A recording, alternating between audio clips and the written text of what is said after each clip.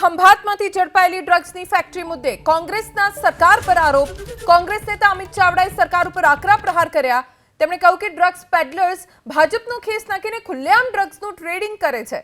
અગાઉ Gujarat ડ્રગ્સનું landing hub બન્યું, હવે ગુજરાત બન્યું ડ્રગ્સનું મેન્યુફેક્ચરિંગ હબ।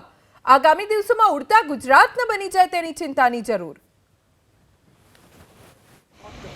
જે છેલ્લા થોડા વખતથી આખા ગુજરાતમાં અલગ અલગ જગ્યાએ ફાર્માસ્યુટિકલ કંપનીઓની આડમાં ભળતા નામથી કેમિકલ્સ મંગાવવામાં આવે છે ને એમાંથી ડ્રગ્સનું મેન્યુફેક્ચરિંગ કરવામાં આવે છે।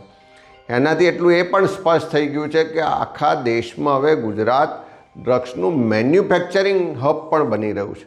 ત્યારે આપણા બધા માટે ચિંતાનો વિષય છે કે આજે કોઈ પણ પરિવારનો દીકરો દીકરી હોય, કોલેજમાં જાય છે, સ્કૂલમાં જાય છે, તો એ ડ્રગ્સના રવાડે તો નહીં ચડી જાય ને, એની જિંદગી બરબાદ તો નહીં થઈ જાય ને, એ ચિંતા દરેક પરિવારને છે।